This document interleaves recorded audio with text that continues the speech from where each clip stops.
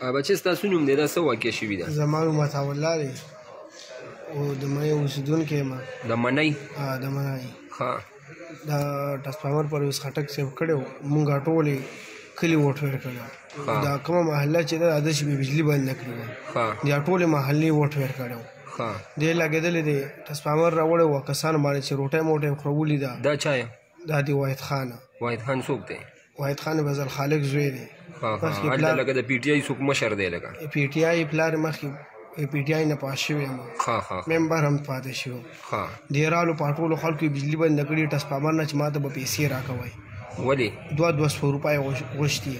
لکه د ټرانسفارمر ټیک کړی و؟ د ټرانسفارمر راوړی و، پرویز خټک راوړی. لکه ټرانسفارمر د راوړی و او بیا د بجلي بنده کړي وه چې هله به بجلي کولاومه چې تاسو ټول مونږ ته پیسې جمع کړئ. ټول مونږ ته پیسې راکوئ. صحیح ده. پیسې غوښتي، دوکان ته رالو. ما ورته چې اوس مې پلار نشته چې پلار مې راشي به پیسې درکړي. خبره ورسره وکړه، په زه نه خبره وتره او په دغه هلته کې ما سره لاس واچول. ښه. لکه پتا باندې ګزارونه وکړه؟ په ما باندې ګزارونه وکړل، تار راغورځوه مې پاس ځای نه. بس پار ستار ته ختو دلته ورته یو کس ووایي چې مه راغورځوه زه به پیسې درکړم. خو ده ما چې ورته ووایي چې بس پیسې موږ درکوو په دې کې ده رامنډې کوي. په دغه دوران کې ده رامنډې کوي.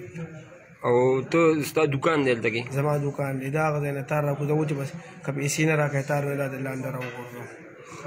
لکه تا ورته وایې چې مونږ هم پرویز خټک ته ووټ ورکړی، زمونږ هم حق کېږي. زمونږ هم حق کېږي.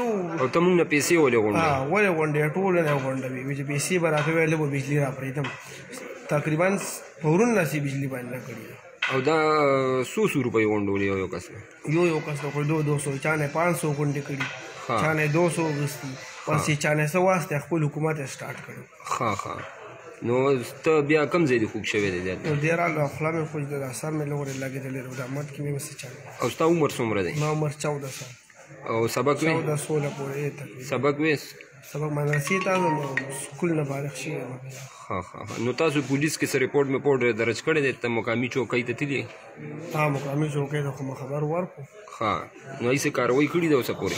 موجوده څه لیکایي خو یې لیکلي، خو څه پته یې لګېدلې نه ده، خو دلته راغلم. ښه. څه پوه نه شم. ٹھیک